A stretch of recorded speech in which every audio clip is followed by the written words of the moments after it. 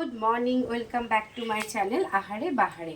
চলো আজকে আমরা বানাই হচ্ছে পাঁচমিশালি একটা সবজি বানাবো। তার জন্য কি আমরা এখানে সবজি দিয়েছি, সবজিগুলো আছে ঝিঙে আছে, কুমড়ো আছে, বরবটি আছে, মূলো আছে, আলু আছে, আর হচ্ছে বরবটি তো বললামই। এই পাঁচমিশালি সবজি দিয়ে আমরা একটা পাঁচ তরকারি বানাবো। চলো তাহলে স্টার্ট করা যাক। এদিকে কড়াইয়ে তেল গরম হয়ে গেছে। চলো প্রথমে শুকনো লঙ্কা ফোড়ন দিয়ে দিলাম। তারপরে আমরা দেব হচ্ছে এক এক করে এর মধ্যে পাঁচ ফোড়ন দেব।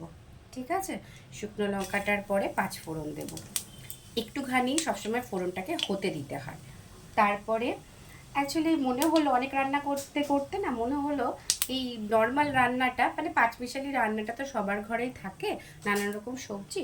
তো চলো একটা ছোট্টখাটো পাঁচমিশালি রান্না যখন আজকে করছি তখন তার একটা ভিডিও পোস্ট করা যাক।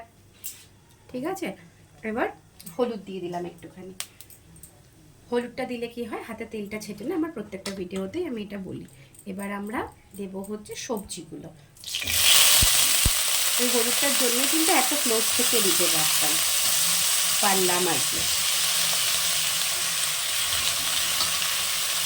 অল্প আলু দিয়েছি।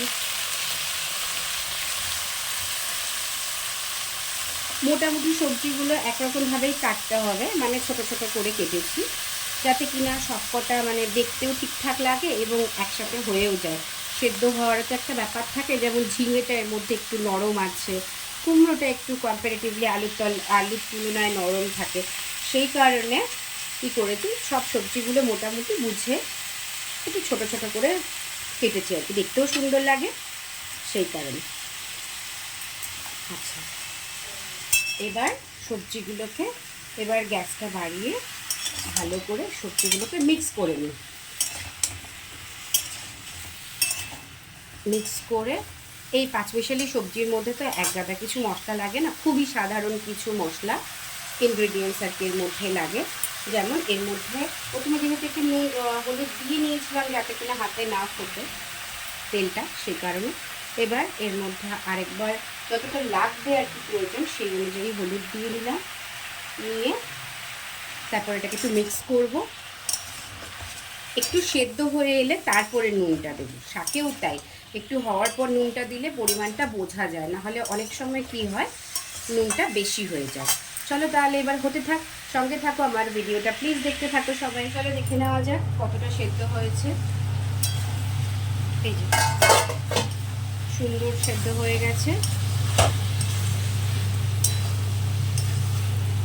বেশি এরপর ঢেকে রাখলে কি হবে, সব সবজিগুলো একদম ভেঙে যাবে। যে আলু টালু সমস্ত কিছু এগুলো তো নরম, এর মধ্যে একটুখানি আলুটাই যা একটুখানি সামান্য শক্ত ছিল।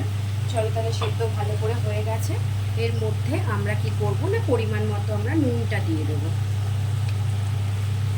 পরিমাণ মতো নুন দিলাম।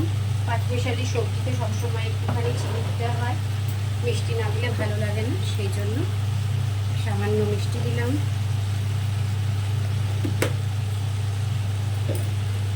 এবার মিক্স করে নিই ভালো করে।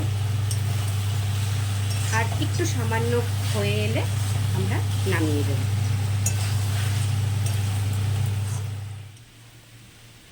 চলো তাহলে এই যে কমপ্লিট হয়ে গেল পাঁচমিশালি সবজি। চলো এবার নামিয়ে নেওয়া যাক এবং সার্ভ করা যাক। চলো কমপ্লিট হয়ে গেছে।